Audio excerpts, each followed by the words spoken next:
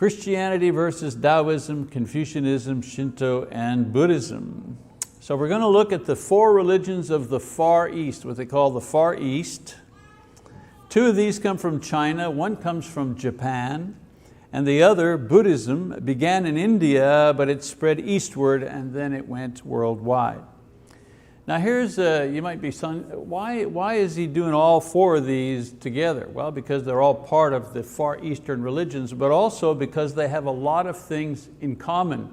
All of these religions have the following things in common. One, all of them are a mix of beliefs with different cultures.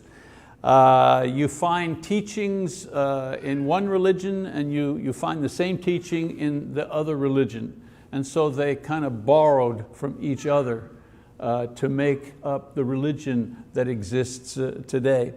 The idea of universality of truth exists in them. They say that each person only has part of the truth. This is why the truth is different for each person. This is the concept behind these religions.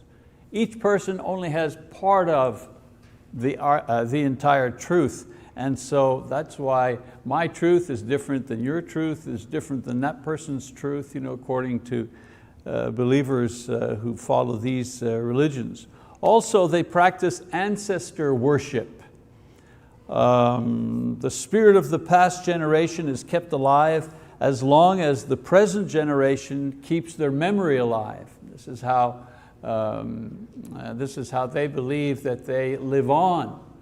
Unlike in Christianity, we believe that we live on consciously in a different body, in a different state, in the presence of God. But in many of these religions don't believe that. They believe that you only continue on in memory.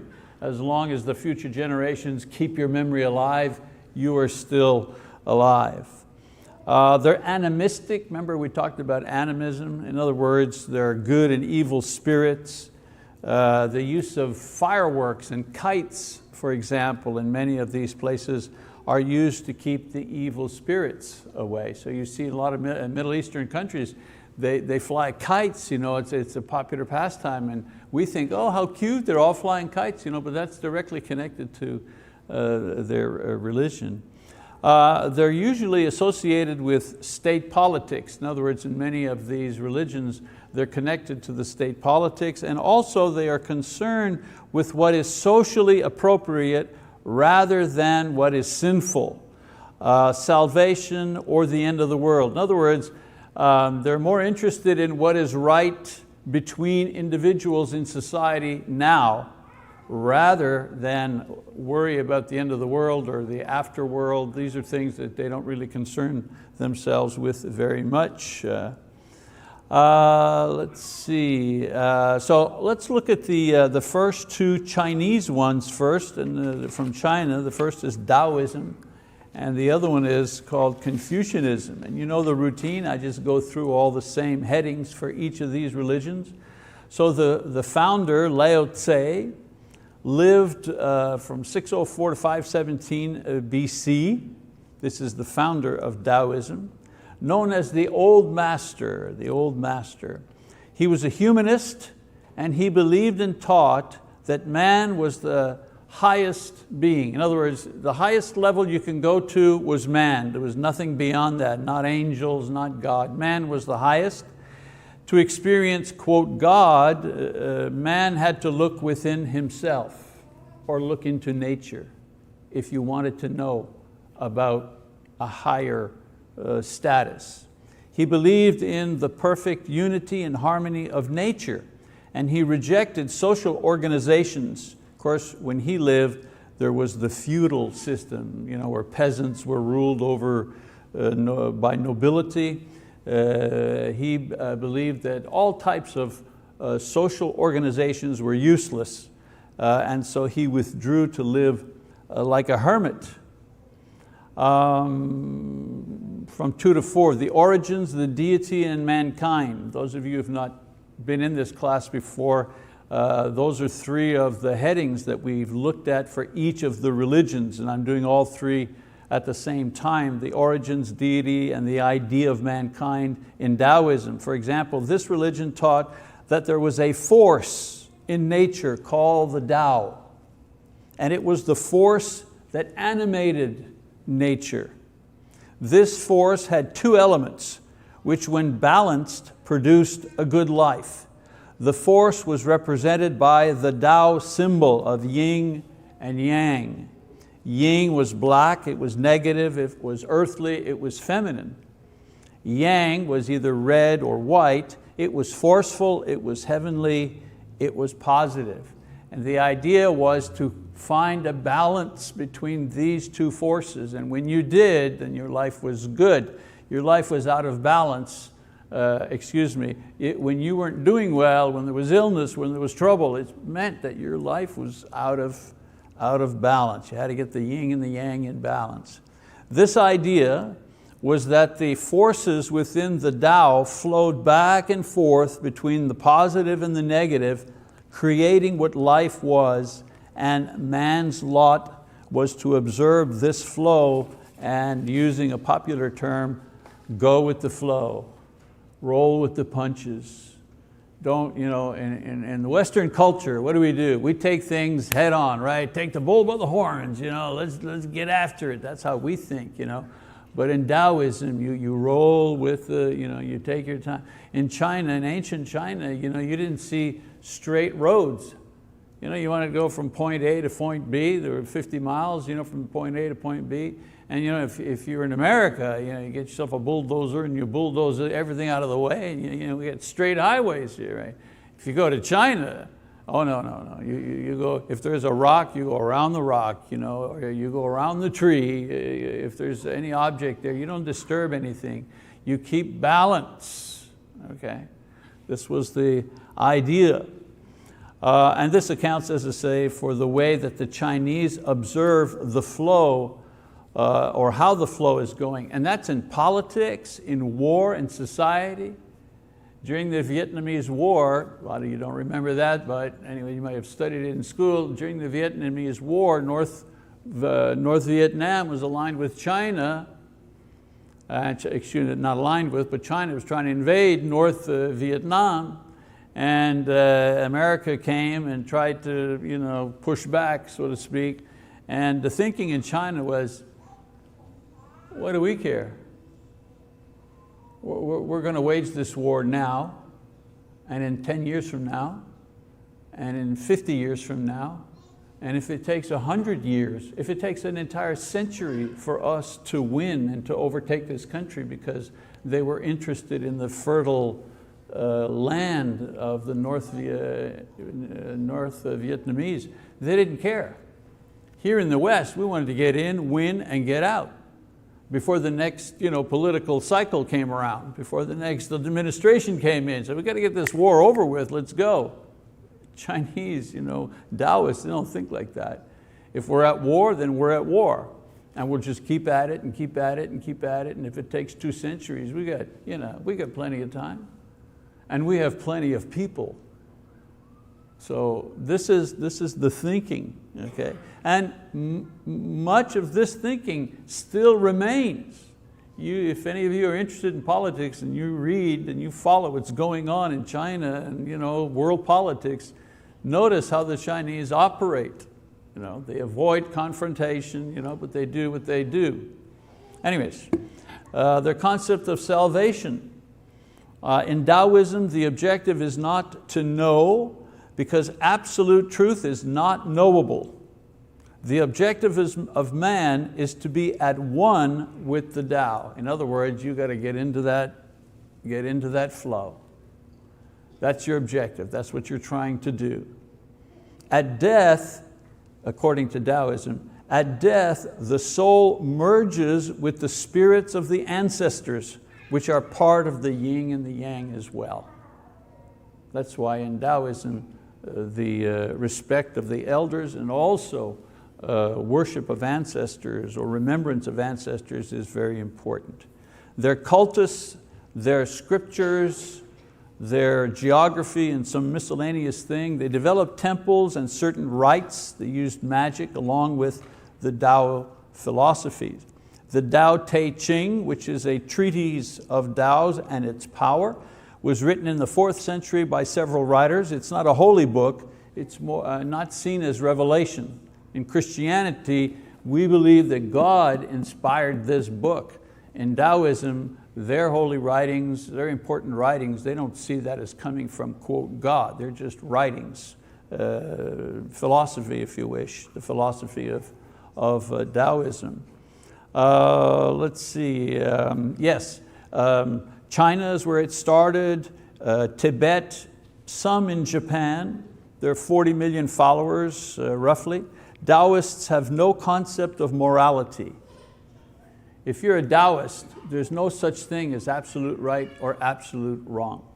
It just, how does whatever happen fit in with the flow of things, all right? And they also reject all institutions as counterproductive. So that's a little bit about Taoism. You often see that little symbol, right? People sell that as jewelry. You wonder what that is. Well, that's a symbol of the Tao. All right, the next religion, Confucianism. Confucianism. The founder, Kung Fu Tse. You wonder, wow, where's that term, Kung Fu? Where does that come from? Kung Fu Tse lived 551 to 478 BC, before Christ. He was a civil employee of the Chinese government at the time, who was promoted to provincial judge. And as provincial judge, he saw social injustice that was destroying the state. And he wrote a treatise on the art of living as an attempt to correct the problems of his society. So he lived in a society where the feudal system was going down, you know what I'm saying? The nobles controlling all the peasants, all of that was starting to go down. And in its place, there was chaos, there was theft, there was the breakdown of society. And so he writes this treatise on how we're supposed to live. His crystallization of,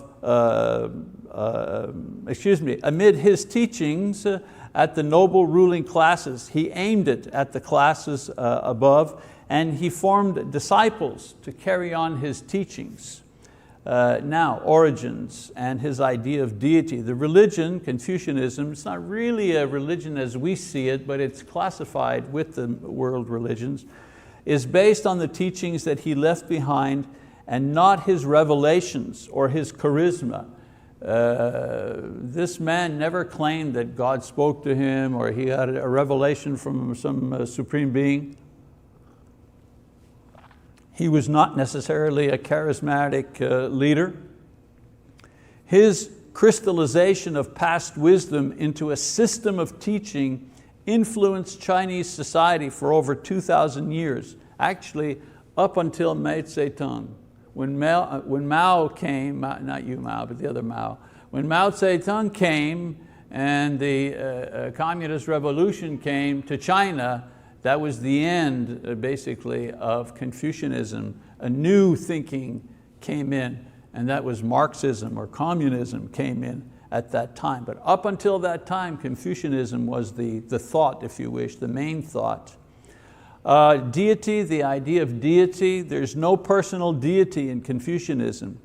The usual nature or spirit worship or ancestor worship as seen in other religions is what they had. And there's also no end of the world scenario. In Confucianism, there's nothing that says at the end of the world, this is going to happen. No, the world's just going to keep right on going. It keeps going round and round and round. Their concept of mankind, the question, where does man come from? And what is man all about and all that business? Man is part of the universe. Man is born good. The emphasis is not where man is going after death, but rather how man, or mankind actually, interacts now with the 5 major relationships in life. So it was the study of these relationships that was the essence of the teaching and the practice of Confucianism. His point was there's no God, there's no at the end of the world you go to heaven, there's none of that. It's how you live now. And how you live now is based on the type of relationship or the quality of relationships that you have with other people. 5 main relationships. 1, one relationship, father and son. That's one relationship, father and son. And in Confucianism, the goal for the father was to aim for kindness. The goal of the son was respect. The second relationship, the elder brother and the younger brother. And the goal for the elder brother was to be noble. The goal for the younger brother, respect. The third relationship, husband and wife. The goal for the husband, kindness. The goal for the wife, obedience. The relationship between the elder and the younger. The goal of the elder, kindness. The goal of the younger, deference, to defer, respect, a kind of respect. And then the relationship between ruler and subject. The goal of the ruler, to be benevolent. The goal of the subject, to be loyal. And so each of these main relationships here, I've brought it down to almost its most simplest format here, but there's lots of writing and a lot of teaching about how to be a father and how to be a son and how that relationship ought to function. Okay? Lots of writing on each of these relationships. There are ideas of salvation and worship. No concept of heaven or hell for individuals. The ideal to which the religion pointed to was proper harmony in life between all men based on the proper maintenance of those relationships.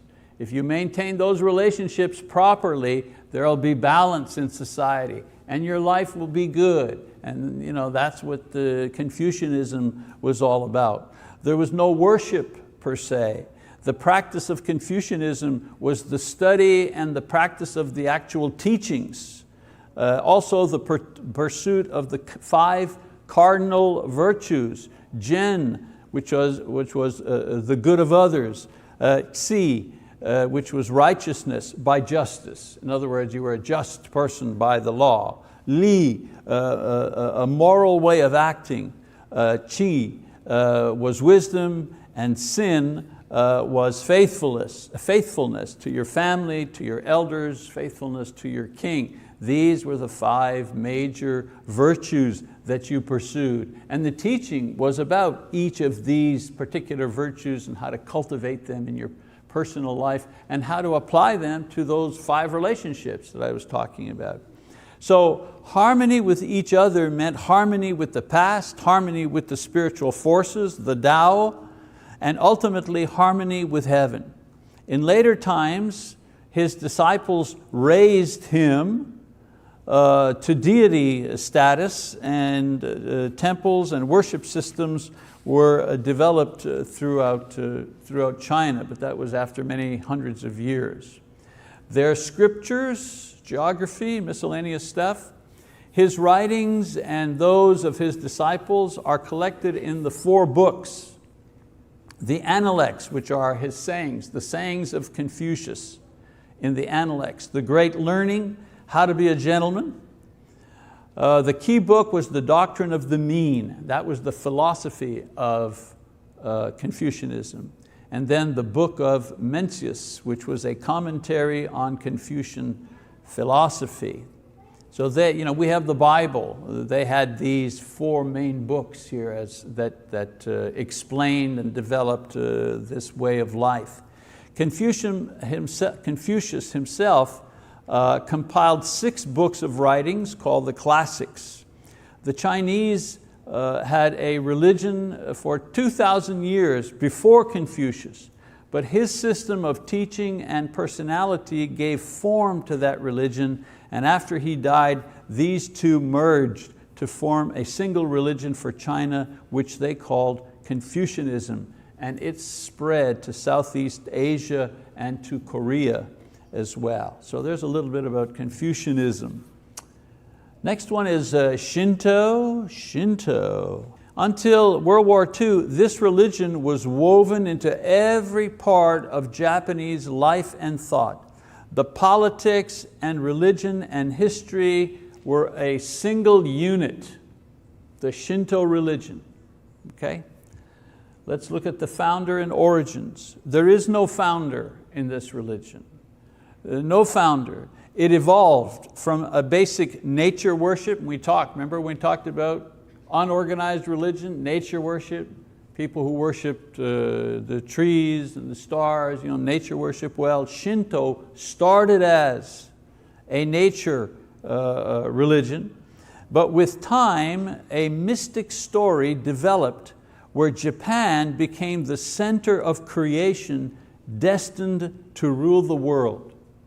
And that concept was at the center of the religion of Japan up until World War II. They added concepts from Taoism, the idea of harmony, and from Confucianism, the idea of social order, as well as Buddhism. A lot of the Shinto philosophy comes from Buddhism. And they formed this religion, Shinto. The idea of God, deity, and the idea of mankind, they believed in many gods. They were polytheistic. They believed that creation was a product of male and female gods.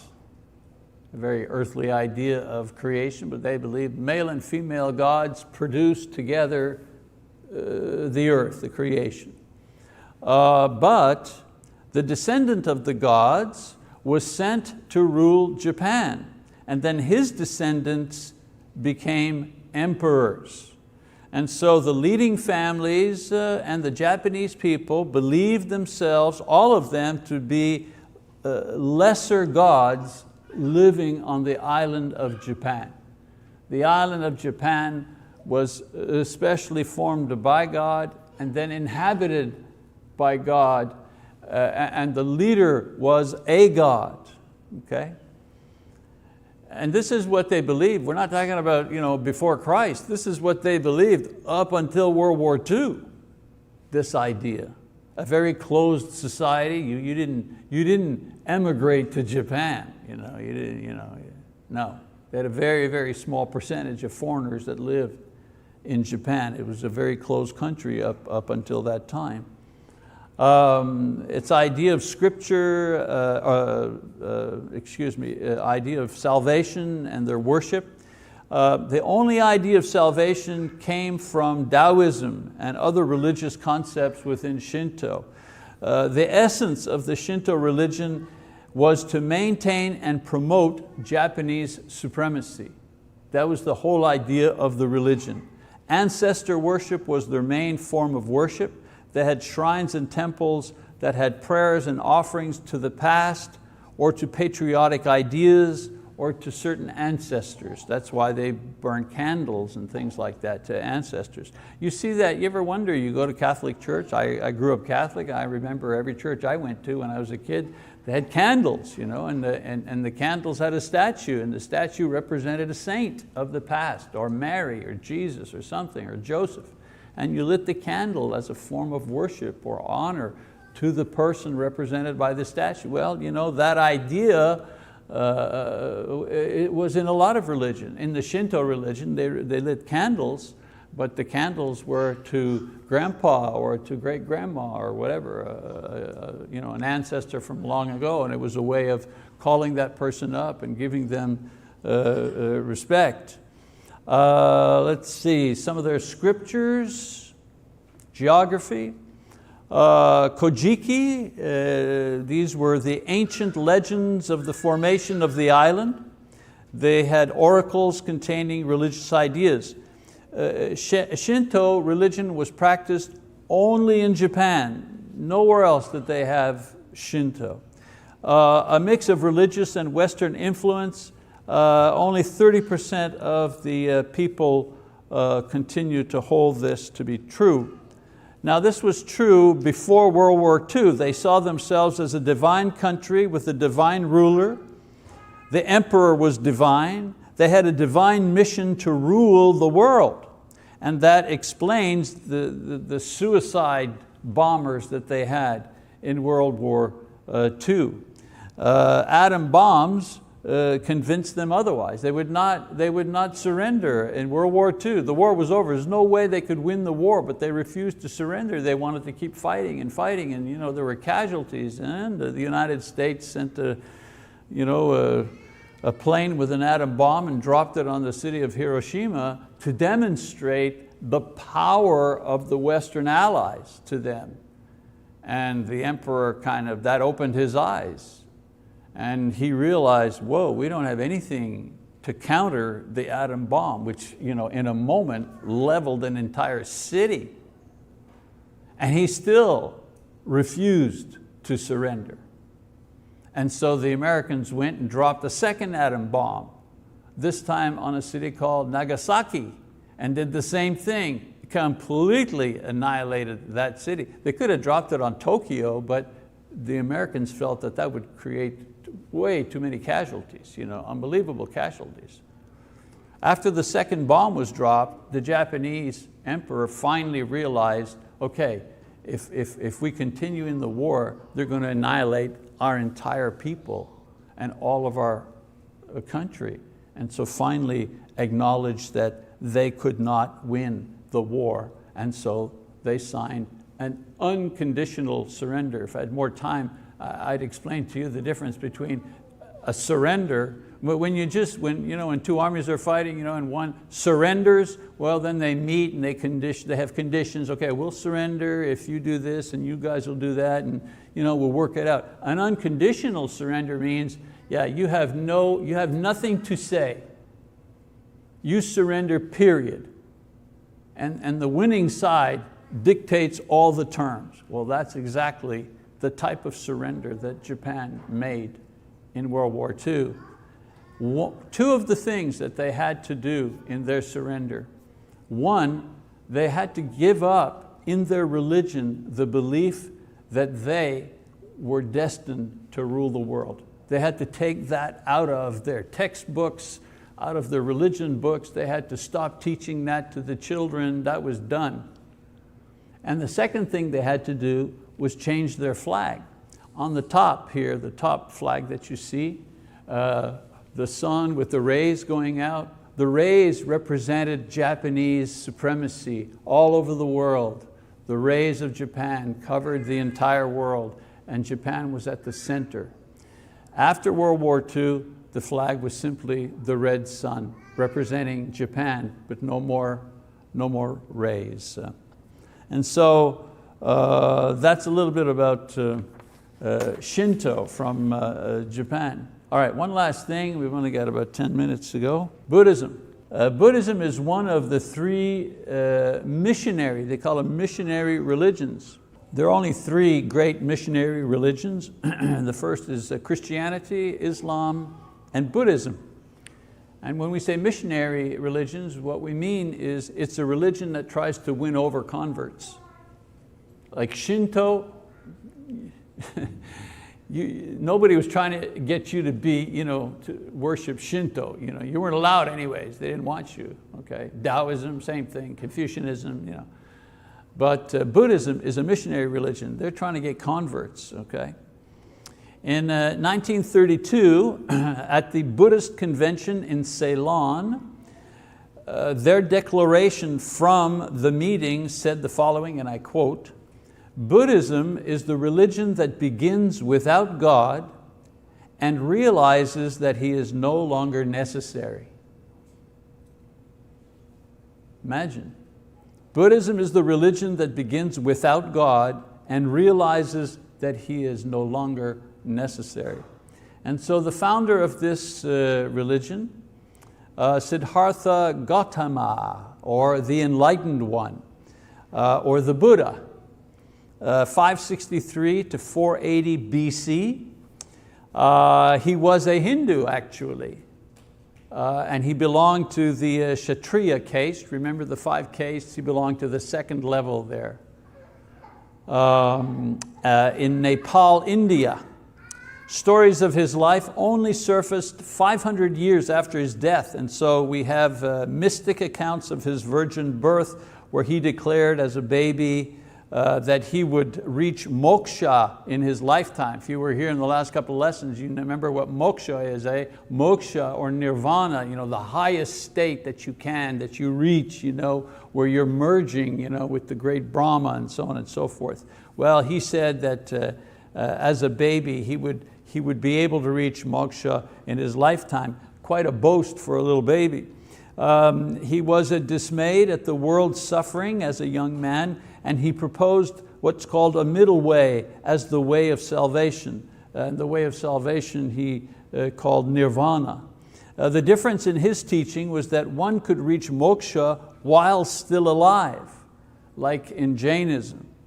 He recruited disciples who continued his teachings and with time gained deified state as his teaching and religion spread. In other words, they made a god out of him after he died and after his teachings spread around the world. Buddhism's idea of deity in mankind, no idea of a personal supreme being.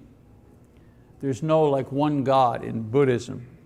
There are spirits and gods that exist, but they are all part of the great being. The sum total of everything is in the process of becoming. You like that one? The sum total of everything is in the process of becoming. Man has no soul. He is a collection of interconnected skandhas, meaning body, senses, feelings, desires, reason. These are all separate things, and they all come together to form a body, a person. And then at death, all of these dissolve and they're reformed into another being. It's like lighting, you have a candle, and then with this candle, you light that candle. In Buddhism, you live, and I'll explain what the life is like, and then when you die, it's like you light another candle. All the things about you come together in a different format, and you're like another person. All right? Eternity of matter idea. Let's see, idea of salvation. Man's desire to have life and individual conscious life is what individual conscious life provides. This is what causes misery. In other words, the search for yourself. Who am I? How can I reach my best potential? Okay, as far as Buddhism is concerned, this is what's causing your life to be miserable. Okay, so freedom from this endless cycle of desire is called enlightenment. And one who is enlightened is the one who desires nothing. So one ceases to be and becomes not being. By not being, one does not desire. Without desire, there's no misery. And so the whole goal of Buddhism is to eradicate all desire that you may have. And I'm not talking about bad desire, like I desire to steal, or I desire another man's wife, or that kind of desire. No, any kind of desire. I want to be a better person. Yeah, you got to get rid of that. I want to be a better person. Yeah, no. I want the best for my children. Yeah, that's you want. You got to take want out of your vocabulary and out of your heart and out of your mind. You have to get to the point where you don't want anything. You don't even feel you want anything anymore. The state of nirvana is being within being. In other words, you're not yourself, you're part of the whole. Now there's a system of discipline that leads you to this state. One must accept and live by what's called the threefold truth. Boy, that's hard to say, threefold truths. The first is the impermanence of all things. Everything is just temporary. Sorrow is part of all individuality. In other words, the more you want to become an individual, the more sorrow you will have in your life. And man has no soul. Man has no soul in Buddhism. In other words, you have no individuality. There's no you in there. You got to get rid of the you in there if you want to be if you want to reach nirvana. Then there are the four, the worship part, the four noble signs. The four noble signs, all existence involves suffering. There's a pleasant thought for you. All suffering is caused by desire. Suffering ceases when desire ceases, and desire is destroyed when one follows the eightfold pathway. And the eightfold pathway is a series of instructions in right living. In other words, the eightfold pathway is the way that will lead you to the point where you will not desire anything any longer. You will not be you anymore. Temples and shrines for offerings to Buddha and prayers and teaching. Monks live, Buddhist monks, they live in a community life. A little bit like monks in the Catholic Church, different ideas, but a similar lifestyle. There's scriptures, there's geography, miscellaneous things. So the Tripitakas, written 250 BC, are a collection of writings known as the three baskets: discipline, teachings, and metaphysical. The Dhammapada, those are the sayings of Buddha. This religion began in India but almost became extinct in India and now is practiced worldwide. I mean, some of my numbers say 200 million, but there's way more than 200 million people that practice Buddhism in the world. The Buddha himself is seen in different ways. There's the essential Buddha, the being.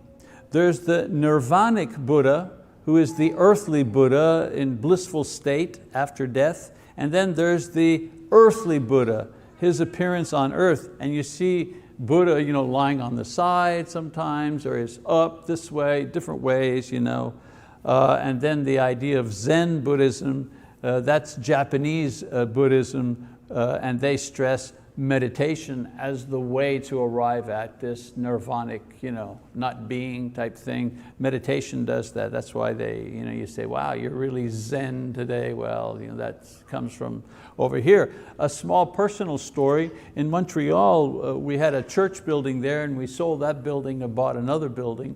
And so our building is up for sale.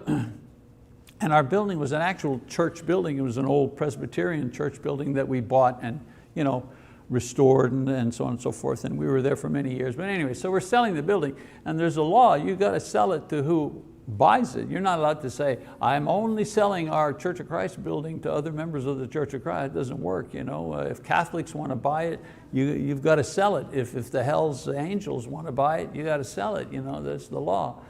So lo and behold, it's on the market for a couple of months, and who buys it? Buddhist monks. They want to start a Buddhist kind of temple there, for worship. And so the guy, the Buddhist, I don't remember his name, but anyway, he's a very pleasant man. We shook hands, how are you, and this and that. And he's looking around, and Julia, my family knows because they remember the layout there. And the main room, the thing about the room is, it wasn't this big, but maybe half the size of this room here, which was the main room. It had no columns, there were no columns in the middle, anywhere. It was all built. Anyways, the way it was built, we had a way large room with no columns. So when the two Buddhist reps came in and they looked around, they went, oh, this is perfect. And I said, oh, really? And he said, yes. He said, we had many other places that offered us their room and had a good deal. But the problem, there were columns, in the way, in the room. And I said, well, what difference does that make? He said, the Buddha cannot see around columns. So I said, okay, At that moment, I was so glad to be a disciple of Jesus, So anyways, yeah.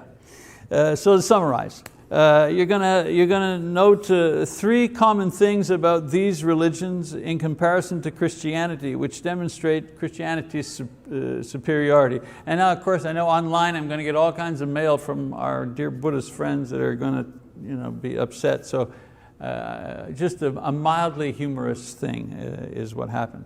So here's a couple of things that demonstrates, I believe, the superiority of Christianity, and then we're done for tonight and you can start the exciting lock-in.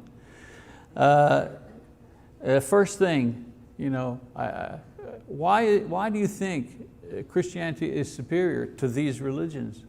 First of all, these religions contain no prophecies. No prophecies.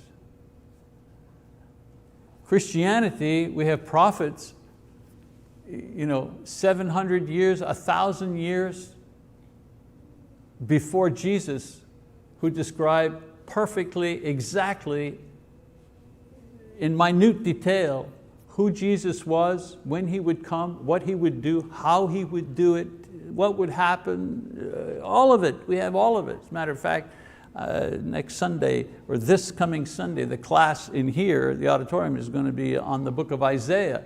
If you want to talk about accurate prophecy to, right down to minute detail, you'll see that in the book of Isaiah. None of these religions contain any of that. So I'd rather go with the book that has something supernatural about it that can be demonstrated and proven. Number two, no resurrected leader. Notice all the leaders of the religions, I've said to you, born 470 BC, died, you know what I'm saying? All of the leaders here, they were born and they died. They were born and they died. Our leader resurrected from the dead. Our leader is alive today. He was alive in 1854 for the Christians in 1854, and He was alive for the Christians in 800 AD, and in 500 AD He was alive for those Christians, and in the year 2020 He's alive for us. We have a living leader, not a dead one. So our religion is superior because our leader is superior to their leader. And they also have no inspired scriptures. Their writings are philosophy, how to do this, what the leader taught on that. We have information here that comes from God. So when I'm doing what I'm doing it as a response to the living God and not a leader that lived and died 1,000 years ago. I could go on, believe me, and list the reasons why Christianity is superior. We have a better hope for salvation. I don't want to just merge and be nothing. Christianity says that we will be perfected, conscious, alive, and self-aware when we resurrect from the dead. Wow, I'm going to be me in a new body with no imperfections, able to have a relationship with God with no sin interfering with that relationship with God. That's a good deal. I like that. I like that deal. I'm still me after death. We have a better guide for this life, the Bible. We have a greater result of good in history. What has Hinduism done for India? Have you been to India? I'm glad for you. Have you been to India? Have you seen it? Again, I'm not trying to be mean-spirited towards our friends from India, but have you gone to India? Have you seen it? Yes, there are beautiful parts of India and the rich people really live well there, but the rest of the people don't live that well. Have you been to countries that don't have Christianity as their main religion? They live under dictatorships. They have no concept of freedom. Christianity has freed men from slavery. It has raised the value of women. The women were treated as furniture, basically, chattel, in the time of Jesus. No better than chattel. They were property. Even if you married your wife, she belonged to you just like your sweater belonged to you. It's through Christian teaching that women have been raised to be the value that God has given to women, just like the value He's given to men. Christianity did that, not Buddhism, not Hinduism, not Taoism. None of those religions have done that. And we have a more adaptable religion. We've brought Christianity to every part of the world. Every part of the world has Christianity. You couldn't bring Shinto here. It wouldn't work. Even Buddhism, I mean, there are Buddhists in this country, and a lot of movie stars get into it, but really, Buddhism wouldn't work here. Imagine saying, okay, here's the religion I want you to get into. I want you to give up being you. Yeah, you're not going to be you anymore. Well, who am I going to be? Am I going to be a better me? No, you're going to be nothing. What? You're going to disappear. Oh, okay, yeah. I don't think people are going to buy into that. But you go to Japan and you say to a Japanese person, you're a sinner. And they'll go, yeah, God will save you. And this is what He promises to you. And this is how we know it. And we have churches in Japan, and we have churches in Thailand, and we have churches in China, and so on and so forth. All right, so that's a little bit about comparative religions. I know I went very quickly. 6 lessons to cover 12 major religions, ridiculous really. It's just that, a flyby, it's a flyby. But anyways, it just gives you a little bit of ideas, a little bit of an idea about these different religions.